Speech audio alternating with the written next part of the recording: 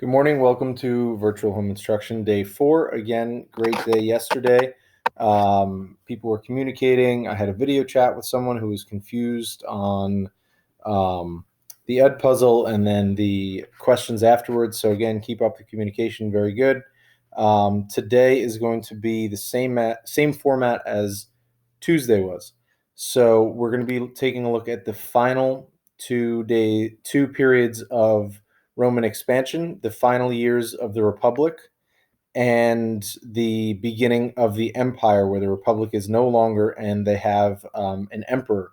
And there is no more Senate, they're more voting, and things become very much like an empire with one ruling person instead of a Senate where people are electing. So today, like I said, is a very similar format. You have this fill in the blank for years, but this time it's the final two sections, expansion during the final years of the Republic. 2 questions for each, something about Julius Caesar, who had a negative view, fill in the years, what is the Pax Romana, describe it, and other positive aspects of Augustus's reign, and then who would have had a negative view of this, and then a map comparison. This one you have to do one more, so you have to do 2 for the final years of the Republic, an example is done for you, and then 2 from the Roman Empire controlling territory. So I'll show you that in the chapter. So for the map comparison, you have to do tell me 2 areas that are controlled in red and 2 areas that are controlled in purple. Just like you were doing on Tuesday with green, now we're looking at red and purple. All right, so just a little bit about this section, and there's something that I want to focus on. So this is expansion during the final years of the empire. A lot of you yesterday selected A or B as the most important impacts of the Punic War. And you're right, they were all important impacts. They were growing their territory. They were learning how to expand their territory by conquering and destroying rather than talking about it or trading or any kind of peaceful means. But one of the important impacts, a negative impact, was they had a farmers' revolt, and this takes place in the final years of the Republic. This is they had a farmers' revolt because the farmers were out of work because they were using slave labor to do the farming, and then they had a slave revolt because the slaves didn't want to work for free.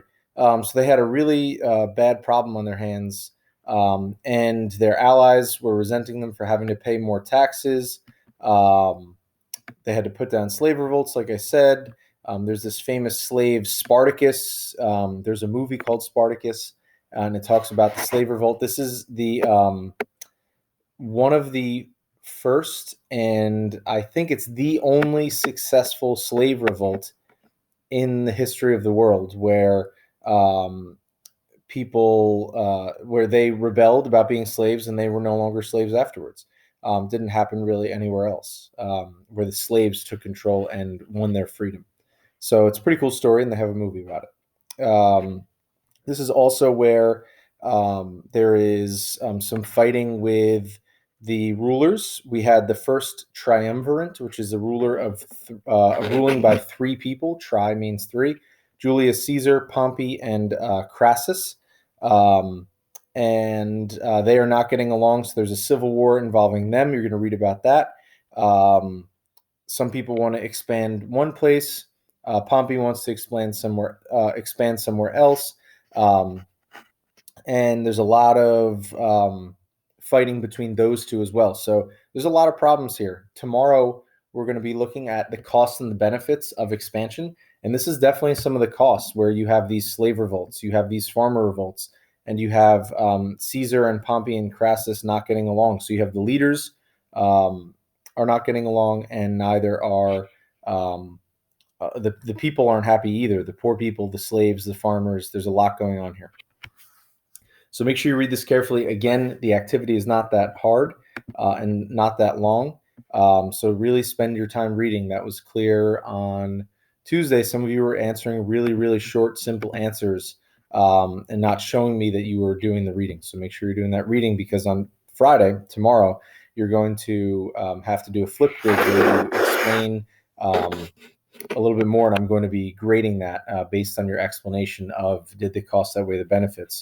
You're going to have to use examples from all this. So make sure you're putting in the detail now, because I'm going to grade you tomorrow on your flip grid. So put that time and effort into these sections.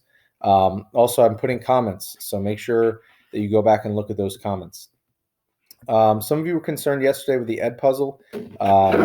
There were some questions that were a little bit confusing, I know. Edpuzzles are always more, for me, completion.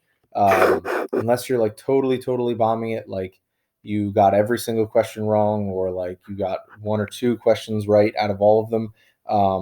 Unless it's very bad, then you're going to do fine. It's more about completion. I was looking more at those the questions from yesterday.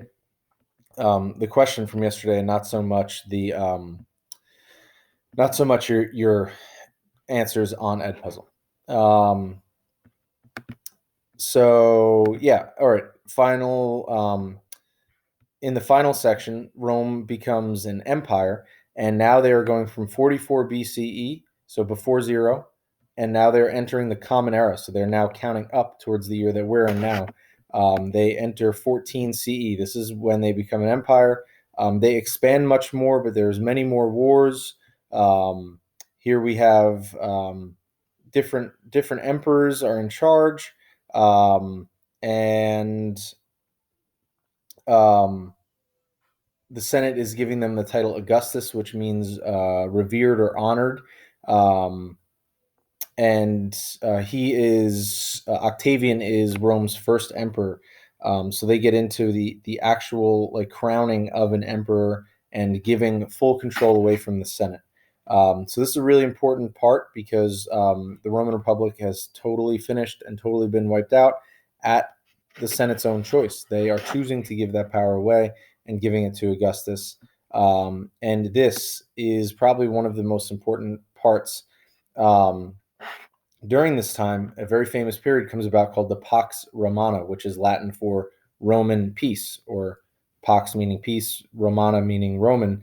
It translates to Roman peace, and this is a 200-year period where they aren't fighting any wars, and a lot of Roman culture kind of comes out of this period, but then it all ends up crumbling, which we will get to at another time, probably in a week or two. So read these carefully. If you have any questions, please email me. And again, tomorrow you're going to have to do a flip grid that I am going to grade. So make sure you're putting the detail into these sections now. All right. If you have any questions, please feel free to email me. Also, keep up with FanSchool. You can still do those positive point articles and submit those articles. I'll be making an assignment for that, so you can continue to play FanSchool. I'll probably do extra credit or something, since I can't give you Jolly Ranchers virtually. So make sure you continue to play that and do extra points for that if you'd like. Have a good day, and email me or comment on Classroom if you have any questions. Keep up the good work.